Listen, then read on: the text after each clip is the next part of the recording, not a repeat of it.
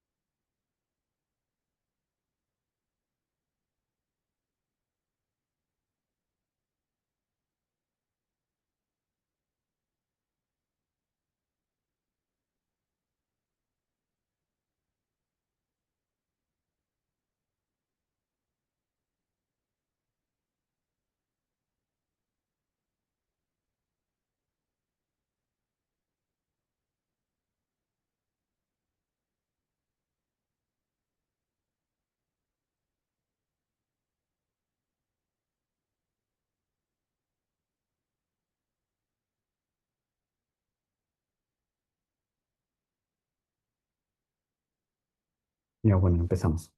El tema de hoy es el último que revisamos en las sesiones de los miércoles y los viernes. Trata sobre miopatías. Miopatías inflamatorias es un grupo muy amplio de enfermedades. Ya, pero les voy a enseñar las tres más frecuentes, sobre todo para poder distinguirlas entre ellos. ¿Ya?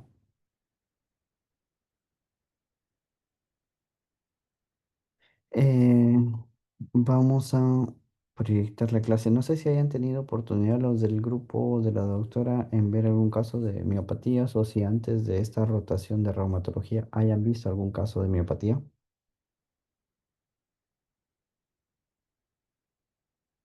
Creo que no, doctor. ¿Cómo? No. Ya. No. La verdad es que son enfermedades muy poco frecuentes, ¿ya? Bueno, en el hospital, por ejemplo, yo tendré tres, máximo cuatro casos de miopatías eh, inflamatorias. Son casos muy, muy, muy poco frecuentes, ¿ya? Em, por eso es que es necesario también hacer una revisión teórica para cuando ustedes se enfrenten a un paciente así, sepan diagnosticarlo, sepan que existen estas enfermedades, ¿ya? Muchas veces se confunden con cuadros neurológicos. ¿Por qué? Porque hay pérdida de fuerza. Ya, entonces muchas veces el paciente no levanta los dos miembros superiores, o sea, hay pérdida de fuerza a nivel de la cintura escapular. ¿Y qué dicen? Lo más común es que lo confundan con un accidente cerebrovascular, por ejemplo, ¿no? ¿Por qué? Porque también hay déficit motor en estos pacientes, ¿no? Pero ¿qué nos va a orientar también? La hiperreflexia en los ACVs, ya. El compromiso tanto proximal como distal en los ACVs, no así en los pacientes con miopatías, ¿ya? Entonces, déjenme proyectar la clase.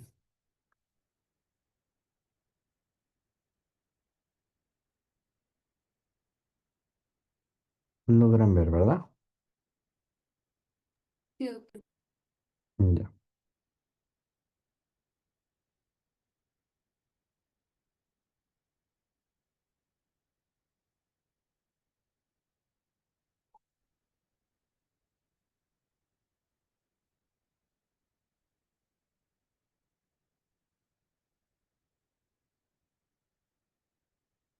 A ver, entonces, las miopatías son un grupo heterogéneo de trastornos, ya que se caracterizan por esto. Inflamación no purulenta, o sea, no es un proceso infeccioso, por si acaso, ¿ya? No hay pus. Del tejido músculo esquelético. El esquelético puede ser dos tipos. Bueno, el estriado puede ser dos tipos, el esquelético y el cardíaco. El cardíaco también se podría afectar en las miopatías, ¿ya? Eh, Clínicamente se va a presentar como debilidad muscular proximal, es lo más habitual, proximal, ¿ya? Con preservación de la fuerza muscular distal. Ya, la fuerza distal no debería estar afectada. Repito, chicos.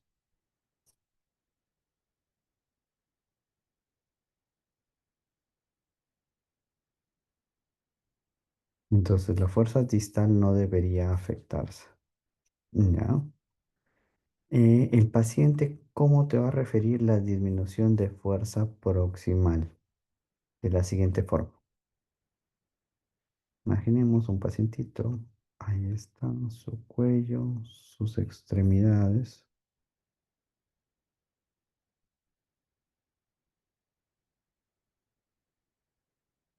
Vamos a un esquemita, ¿no? Ahí está. Entonces, ¿dónde va a referir el paciente pérdida de fuerza? A este nivel.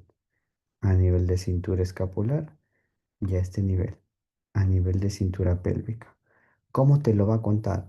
Doctor, no puedo levantar mis brazos, porque ahí sí usa la musculatura de la cintura escapular. No me puedo peinar, no puedo poner un objeto, el aceite, por ejemplo, en la alacena de arriba de mi cocina. No puedo hacer fuerza por encima de la cabeza. La fuerza distal, o sea, la fuerza de las manos y la fuerza de los pies va a estar ok. O sea, el paciente te va a decir, agarrar objetos con la mano, tejer, escribir, sí, no tengo problemas. No se me caen los objetos ahí. Pero si es que quiero levantar peso por encima de mi cabeza, sí, se me hace difícil. Eso es en cuanto a miembros superiores. Y en miembros inferiores, ¿cómo te va a decir el paciente? A nivel de fuerza distal, aquí va a estar ok. O sea, te va a decir, doctor, para caminar en el primer piso de mi casa, no tengo problemas. Pero si subo y bajo escaleras, ahí sí no puedo. No porque me duela, no porque no me responda, sino porque tengo debilidad de los miembros inferiores, ¿ya? Entonces va a tener disminución de fuerza proximal, pero no distal, ¿ya? Lo normal es que no se afecte la fuerza distal. ¿Y los reflejos cómo van a estar? Normal, porque no es un compromiso neurológico. ¿Ya? No va a haber hiperreflexia, que sí va a haber, por ejemplo, en los ACVs, en donde hay una hemiparesia, por ejemplo, una paraparesia, pero hay hiperreflexia en los compromisos neurológicos, ¿ya? ¿Y cómo lo vas a evidenciar tú esta debilidad muscular? Con el examen físico, vas a evaluar la fuerza muscular y laboratorialmente vas a evidenciar elevación de enzimas musculares. ¿Qué enzimas musculares? La CPK total, la LDH, la TGO, la del hígado, doctor, sí, esa, la TGO, porque la TGO también se encuentra en el músculo. Entonces, cuando hay inflamación muscular, se eleva la TGO y no debería elevarse la TGP, ¿ya? O debería ser menos marcado la elevación de TGP, sobre todo de TGO. Y una cuarta enzima muscular llamada aldolasa, ¿ya? Entonces, CPK, LDH, TGO y aldolasa. Y también a través de un examen llamado electromiografía, van a permitir ver también una alteración de esta electromiografía. Normalmente en una electromiografía, ¿cómo es? Vamos a dibujarla acá. Es como un sismógrafo. ¿Ya? Cuando está en reposo el paciente presenta una línea muerta. ¿Sí?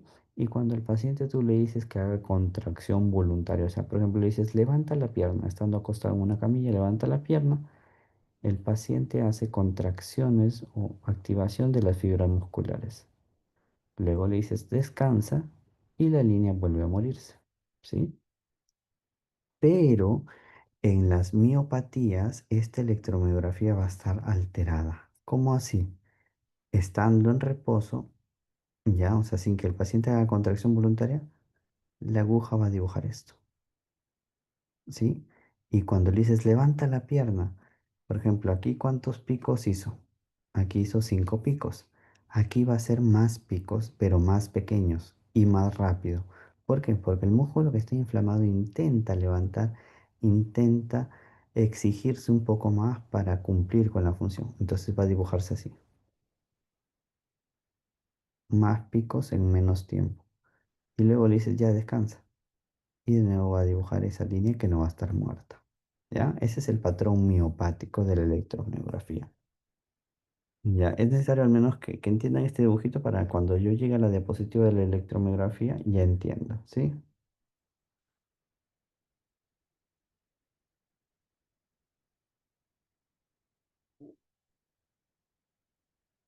Entonces, las miopatías constituyen el principal grupo de causas adquiridas y potencialmente curables. Esto va a depender, esto es muy relativo, ¿ya?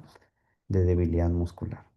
Dentro de las miopatías más conocidas son dermatomiositis, polimiositis y esta de acá, miositis por cuerpo de inclusión.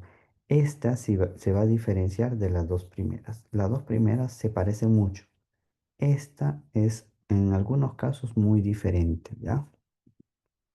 Entonces, la epidemiología es una enfermedad poco frecuente, entre 2 y 10 casos por millón de personas, de habitantes al año, ¿ya? Normalmente se espera que las miopatías se presenten en la edad adulta, 45 a 65 años, en torno a los 50, ¿ya? En torno a los 50 años. Pero la única que se presenta, además de la etapa adulta en la infancia, es la dermatomiositis. ¿Ya? Es la única que se presenta en la infancia. Es más frecuente en mujeres, ¿ya? Dentro de la patogenia, bueno, no se conoce un agente etiológico definido, pero sí se ha visto un infiltrado inflamatorio que no se entiende por qué se desencadena. Aparentemente hay un agente viral, un agente físico, químico, no se podría determinar con exactitud, pero desencadena una respuesta inmune sobre la fibra muscular. Y en la polimiositis y miositis por cuerpos de inclusión, los que van a predominar va a ser un infiltrado linfocitos T CD8. Ya ustedes saben que en linfocitos hay T y B. Y entre los T, los CD4 y los CD8. Ya, los CD8 son los que están predominando en la polimiositis y miositis por cuerpo de inclusión. ¿Ya? Y en la dermatomiositis va a estar el infiltrado de los otros tipos de linfocitos, los linfocitos B y los linfocitos CD4. ¿Ya?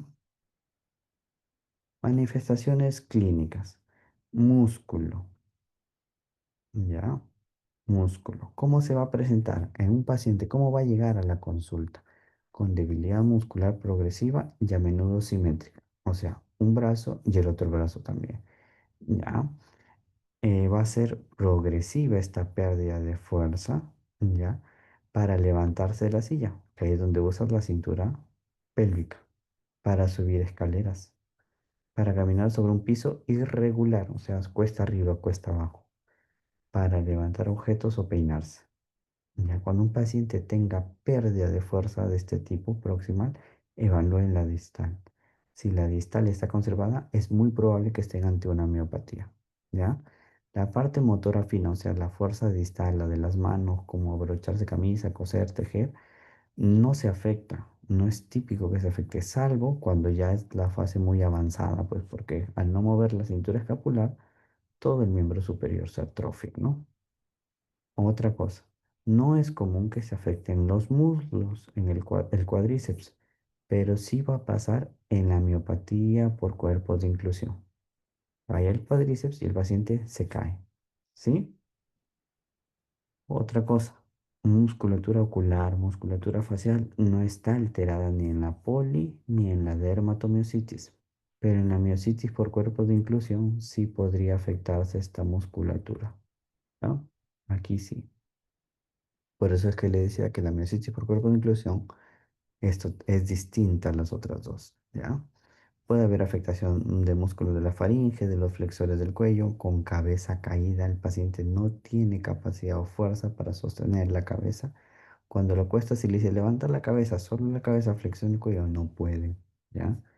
Y conforme avanza la enfermedad, ya se produce una atrofia muscular marcada con pérdida de fuerza general, ¿ya? Pero eso ya es conforme evoluciona el paciente. Las manifestaciones cutáneas solo van a estar en la dermatomiositis, ya saben por qué, por dermato, ¿no? Siendo las características clínicas cutáneas más comunes el rash en heliotropo, las pápulas de Gotro, las fisuras palmares o digitales, conocidas también como manos de mecánico, que esto se da en un tipo de miopatía distinto llamado síndrome antisintetasa. Síndrome antisintetasa, ¿ya? Y eritema en zonas fotoexpuestas, por ejemplo, el rash en B, ¿no? Este es el cuellito del paciente, estos son sus brazos, sus hombros, ya, acá. Toda esta zona fotoexpuesta va a ser un rash. Va a ser un rash facial generalizado, también no es el rash malar, solo en región malar, sino el rash de toda la cara. Acá está. Eritema en heliotropo, pápulas de Gottron. Hay quienes dicen, no, las pápulas son bastante específicas de la enfermedad. Algunos dicen, no, son patognomónicas de la dermatomiositis, ¿no? Las manos de mecánico, que son manos descamativas, hiperpigmentadas, fisuradas, ¿ya? Son características clínicas del llamado síndrome antisintetasa, que es una miopatía también, ya que va a cursar con otros síntomas distintos. Ahorita lo vamos a ver. Compromiso articular. Las miopatías también pueden dar artralgias, o sea, puede dolerle las manitos, puede inflamar las manitos como si fuera una artritis reumatoide, ¿ya? Entonces, dentro de la miopatía, el paciente va a presentar debilidad muscular y puede presentar sinovitis, artritis de manos. Y eso no significa que el paciente tenga además una artritis reumatoide, por si acaso, ¿ya? No necesariamente significa eso. Compromiso cardíaco, como pericarditis, miocarditis. En algunos casos también se puede asociar a EPID, sobre todo en el síndrome antisintetasa. El EPID está asociado a la presencia de algunos anticuerpos, que son anticuerpos antisintetasa, ¿ya? Compromiso digestivo. Puede haber también compromiso muscular en el esófago y eso produce disfagia, el cual es un factor de mal pronóstico, ¿ya? Y las miopatías pueden estar asociadas a neoplasias. ¿Cómo así, doctor? Puede ser que un paciente, sobre todo las dermatomiositis, ya las que están asociadas con neoplasias son las dermatomiositis. ¿Cómo así? Imaginen, puede ser que hoy 2025 tú tengas un paciente con pápulas de Gotron, con rash en heliotropo y debilidad muscular, CPK volando en valores por encima del laboratorio, ¿ya? Y le diagnosticas dermatomicitis. Ya, ese paciente puede ser que en ese momento tenga un cáncer oculto o que lo desarrolle y se manifieste en los 4 o 5 años posteriores. Por eso siempre que tengas un paciente con dermatomicitis, hazle la anamnesis, el examen físico, buscando también alguna neoplasia. ¿Qué neoplasia, doctor? Mama, ovario, colon, las neoplasias más frecuentes, ¿ya? Así, no está relacionado específicamente con una sola neoplasia, ¿ya? E incluso al revés también. Yo te estoy comentando que la dermatomyositis puede estar antes y el paciente luego manifestar el cáncer. Pero puedes también tener pacientes con cáncer ya diagnosticado y que dentro de la evolución del cáncer hacen una dermatomyositis. O sea, empiezan a decir, doctor, se me han caído los brazos, no puedo levantar, no me puedo peinar no puedo peinarme porque no puedo levantar los brazos. Ya, ese paciente con cáncer, por ejemplo, yo tengo un paciente con cáncer de recto que estaba recibiendo quimio, toda la terapia por parte de oncología y como evolución de esa neoplasia hizo una dermatomiositis. ¿Ya? Entonces, ¿cuál sería la solución ahí? ¿O cómo respondería el tratamiento? ¿O cómo respondería la dermatomiositis? Lo primero que se propone es resecar la neoplasia, sacarla. Muchas veces extrayendo o resecando la neoplasia o curando la neoplasia, la dermatomiositis remite. Pero eso es en pacientes que tienen neoplasias. No quiero decir que todas las dermatomiositis son por cáncer, ni que todos los pacientes que tienen dermatomiositis hacen cáncer, por si acaso, ¿no? Anticuerpos. Hay anticuerpos relacionados con las miopatías, así como en lupus diagnosticábamos clínica más ANA, anti-DNA, complemento bajo, anti-SMID, eso hacíamos en lupus. En artritis reumatoide, ¿qué pedíamos? Factor reumatoide, anti-CCP y eran altos y eso ayudaba al diagnóstico. Aquí, en miopatías, ¿hay algún anticuerpo que sirva para el diagnóstico que sea específico de la enfermedad y que me ayude al diagnóstico? No, no se dosan de forma rutinaria anticuerpos por si acaso, ¿ya? Es clínica y laboratorial por enzimas musculares y electromiografía, pero anticuerpos no. ¿Ya?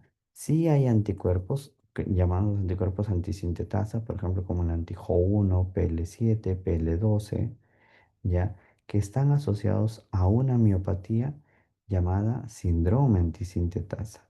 ¿Y cómo se define el síndrome antisintetasa? ¿Cómo se manifiesta? Por esto: fiebre, artritis, las manos descamativas, llamadas manos de mecánico, Raynaud, PIT y miopatía. Todo ese cuadro clínico junto es el que diagnostica un síndrome antisintetasa, sobre todo si dosas estos anticuerpos, ¿ya? Pero en la práctica clínica diaria no dosamos. Cuando sospechamos una miopatía, no hay un anticuerpo que me sea específico de la polimiositis, de la dermatomiositis, ¿ya? Entonces, características, bueno, es un cuadro diferencial. Aquí hay que grabar algo también. Les decía que estas enfermedades elevan las enzimas musculares, ya, pero esta no eleva mucho. La miositis por cuerpo de inclusión, ¿sí? Estas empiezan en la edad adulta, entre los 40 y los 60, ¿verdad? Esta empieza más tarde. Estas dos responden al tratamiento. Esta no responde muy bien al tratamiento. Ya, estas producen debilidad muscular proximal, pero la distal está bien. Esta también afecta la distal, ¿sí? Entonces, esta se diferencia mucho, la miositis por cuerpos de inclusión. Entonces, ¿cómo vas a diagnosticar? Tienes que sumar piezas, tienes que juntar piezas. No porque el paciente venga con debilidad muscular, tú dices, ya, esa es una miopatía. No. ¿Tiene que tener debilidad muscular? Sí, clínicamente. Pero tú tienes que corroborarlo con enzimas musculares, con electromiografía que haga ese patroncito que les decía así, ¿no? Y que luego haga esto. Y luego en reposo vuelva a hacer esto. ¿Ya? Electromiografía compatible. Que le hagas una biopsia muscular también es útil para ver inflamación y qué tipo de infiltrado. Entonces, mientras más de estos criterios tengas, más sólido va a ser tu diagnóstico, ¿ya? El problema en la práctica, en la vida real, que muchas veces tenemos limitantes para hacer la biopsia muscular. ¿Por qué? Porque lo hace cirugía, cirugía general.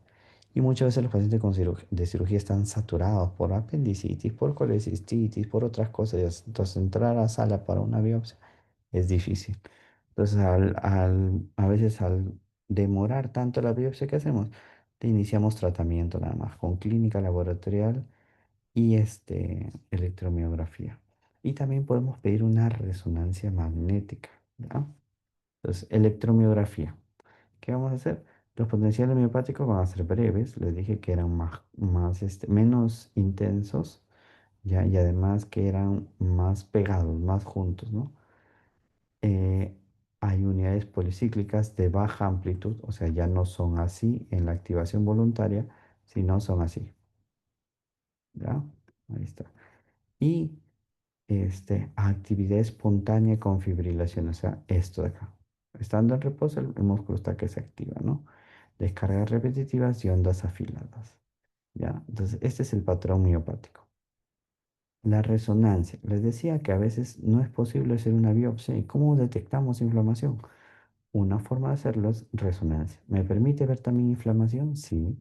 Y me permite, en el caso en el que el cirujano ya va a hacer la biopsia, indicar por qué parte o qué zona puede punzar este médico para hacer la biopsia. ¿Ah? Por ejemplo, esta es una resonancia, ¿no? Donde el músculo debería verse así, gris, hipointenso, decimos en resonancia, ¿verdad? Gris. Pero cuando hacemos una resonancia en T2, ¿ya? ¿Cómo va a verse el músculo inflamado? Así, blanco. Todo lo que sea agua en T2 resalta. Y la inflamación es agua, pues, ¿no? Es un proceso de aumento de la permeabilidad, reclutamiento de células, pero también aumento de agua. Entonces, eso es la inflamación.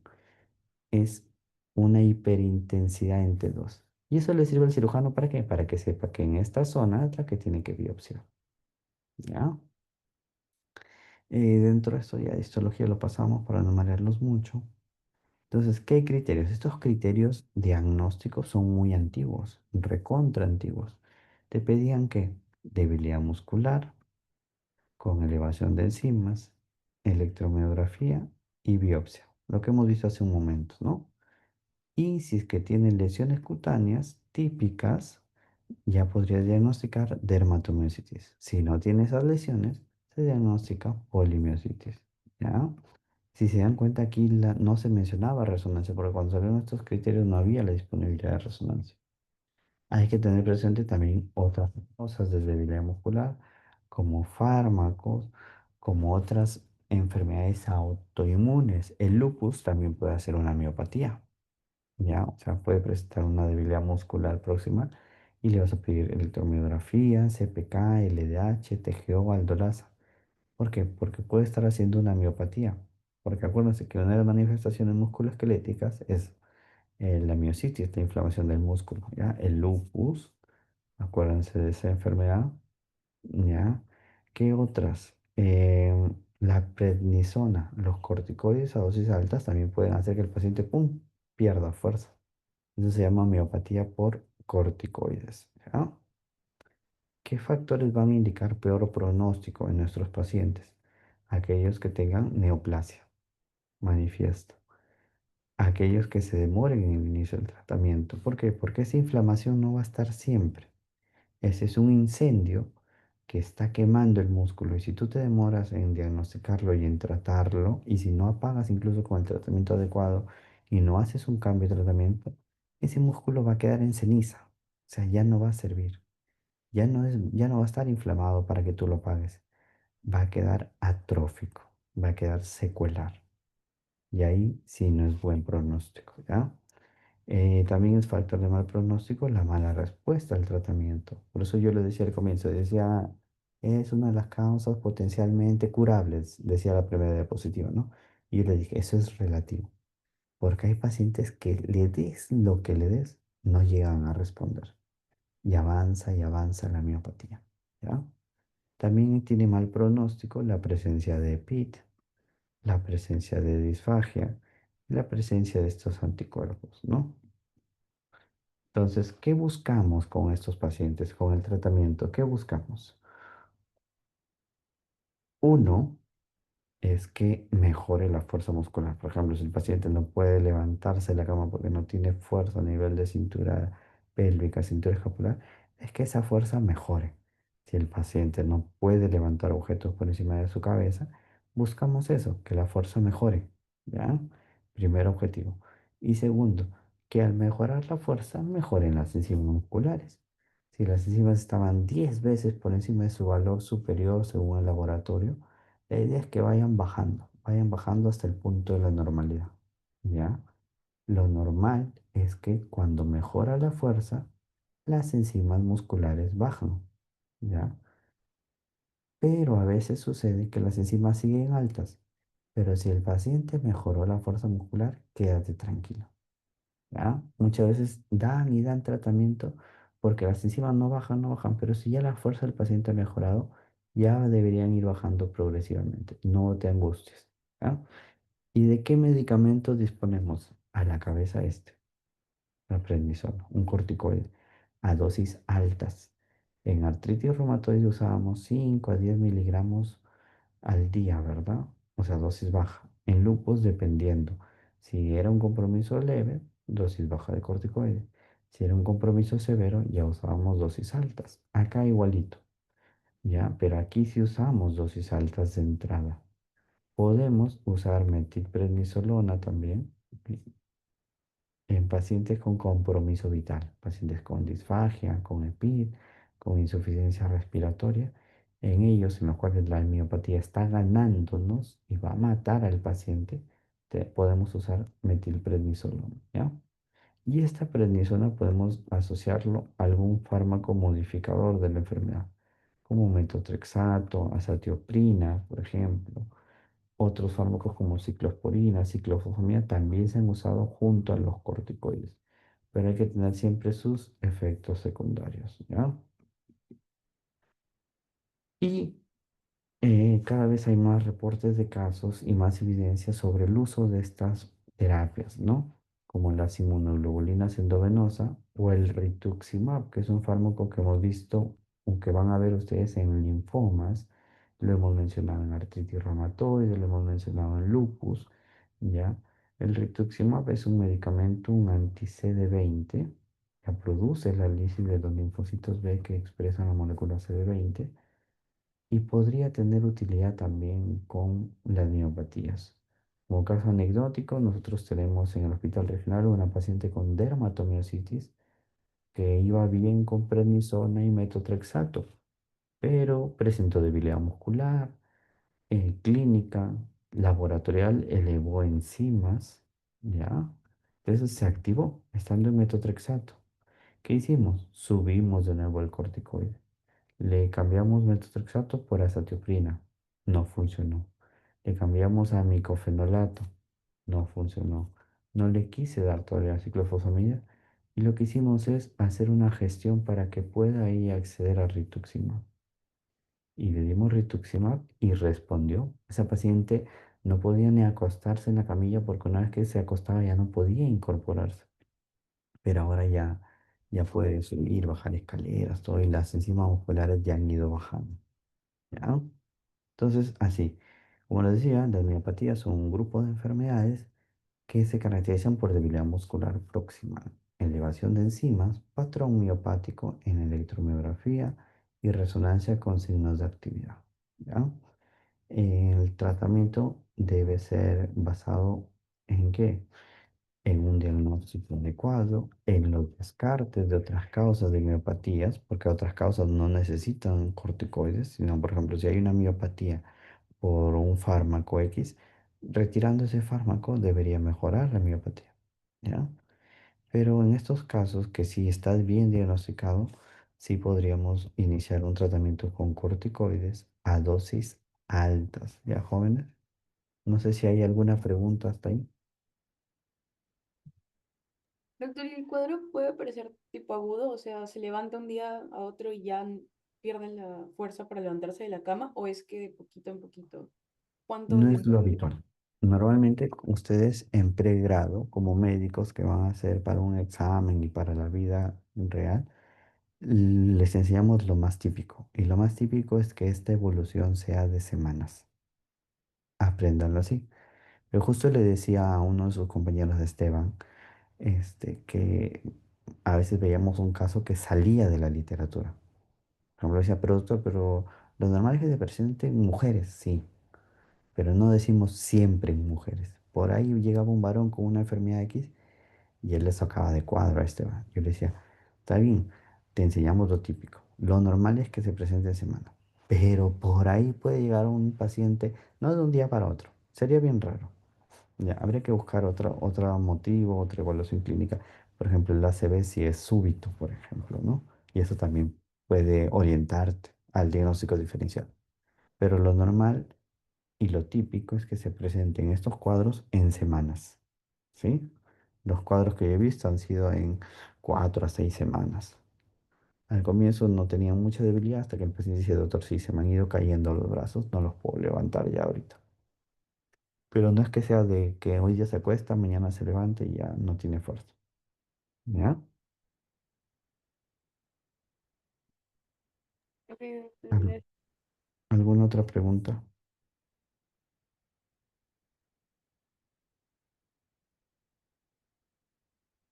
Ninguna. Ya, a ver, sobre su ECOE. En el ECOE, va a venir, bueno, vienen 2 casos clínicos. Si hasta la otra semana no me confirman ningún paciente, van a tener que ser pacientes simulados. No les pongo un texto en una hoja porque ahí va a estar todo el cuadro ya escrito y La idea es que ustedes pregunten, ¿ya? Por ejemplo, les va a llegar un paciente, no sé, qué sé yo, porque le duele la rodilla, 80 años. Obviamente no les voy a poner ese caso porque es muy facilito, eso ya es artrosis. Entonces va a venir el paciente y como viene a la consulta, el paciente no te dice, doctor, yo tengo un dolor de rodilla de 8 semanas de evolución que se presenta más en la actividad y está ausente en el reposo, que se acompaña de rigidez matutina. El paciente no te dice así.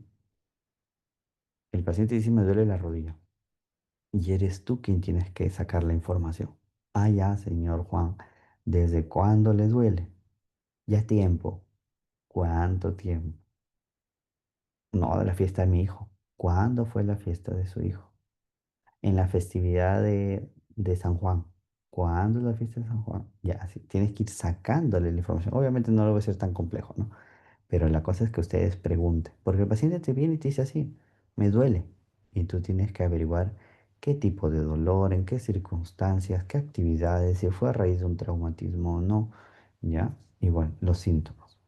Por eso es que no tiene que ser escrito, porque en escrito tendría que ponerles paciente varón de 80 años con 8 semanas de evolución de un dolor que incrementa en la actividad al subir y bajar escaleras y caminar. Ya les canté el diagnóstico. La idea es que ustedes sepan preguntar para que sepan llegar al diagnóstico, ¿ya?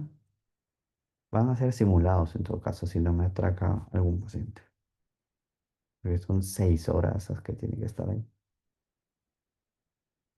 ¿Alguna pregunta, jóvenes?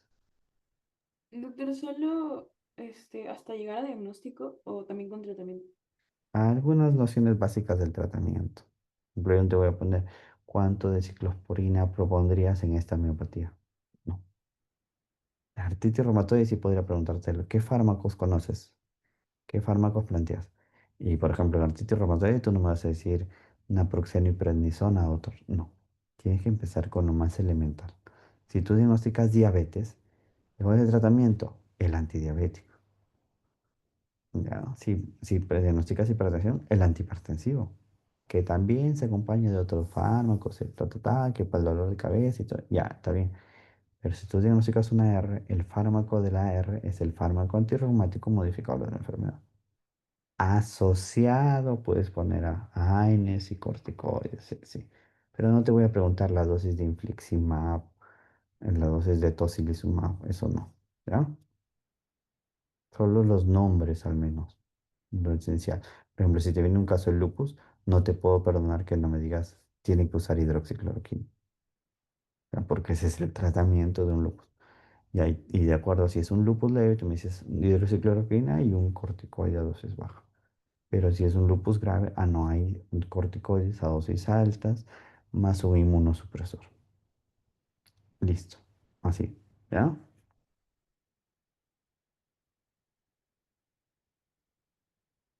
Ya, ¿Alguna otra doctor, dos pregunta? dudas más. Una es sobre las miopatías, porque usted dijo que las causas eran adquiridas. O sea, sí o sí con prednisona va a calmar y ya nunca más va a tener esos episodios. Va a depender. Hay pacientes que responden al tratamiento y ya no hacen lo que llamamos nosotros recidivas o recurrencia de la enfermedad. Pero hay pacientes que sí tienen un curso progresivo, que a pesar del tratamiento sigue y sigue la miopatía.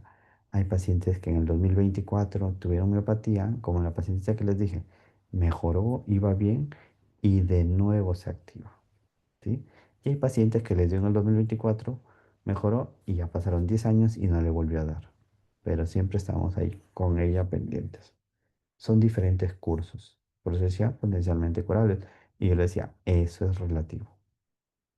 ¿De qué depende? No hay un factor que podamos decirte.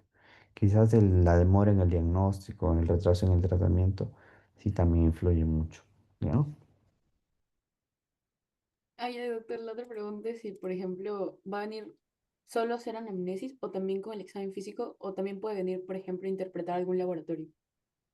Allá, por ejemplo, si viene un paciente con lupus y no sé, pues, y tú planteas una complicación de lupus, anemia hemolítica. Yo te voy a decir qué le vas a pedir. Tal, tal, tal, tal, tal. Y el paciente le va a sacar sus exámenes. Va a tener tipeados sus exámenes.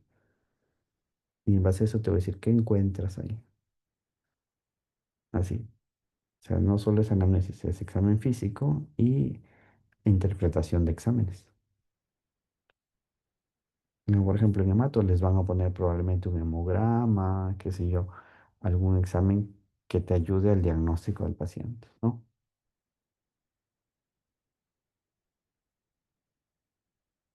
Doctor, pero acuérdese que son 6 minutitos. Sí, suficiente. Yo atiendo en cuanto al toque nada más. Mm, Igualito ustedes no van a hacer casos difíciles, no se asusten. Les planteo los escenarios, pero no, la idea no es jalarlos. No, la idea es que ustedes sepan ante qué se enfrentan. Y es lo que han visto, lo que ven en el día a día. Ay, este paciente 80 años de por rodilla, tú ya vas diciendo, ah, es una artrosis. Señora, ¿por qué le duele de cuándo? Ta, ta, ta. Ah, ya, doctor, es esto. Listo. En 2 minutos hiciste las preguntas, si quieres evalúas. Examen físico va a ser difícil simular, porque no, si llevo, no sé, a mi sobrino de 23 años no le suena la rodilla ni va a estar deformada. Entonces, pero te puedo decir, sí, bueno, hay crujidos, hay esto en el examen físico, te lo digo más rápido. El examen físico va a ser un poquito más resumido porque no hay como simular los síntomas de un paciente con enfermedad autoinmune, ¿no? Ahí te puedo brindar los datos. Y si tú me dices, doctor, y le voy a pedir una radiografía, yo te voy a sacar una radiografía hace ratito, donde van a ver los cambios típicos, ¿no? Obviamente no te voy a poner una radiografía porque ya te estoy diciendo que artrosis no viene. O puede venir como secundario a una artritis reumatoide, a un lupus, así, ¿ya? En ese caso mencionaríamos como que ambos diagnósticos, ¿no? Claro, paciente con Ah, artritis reumatoide y tiene su artrosis de rodilla, doctor, porque esta placa no hay espacio articular. Ya está. y darle su tratamiento para ambos también. Claro, Ah, ya. ¿sí?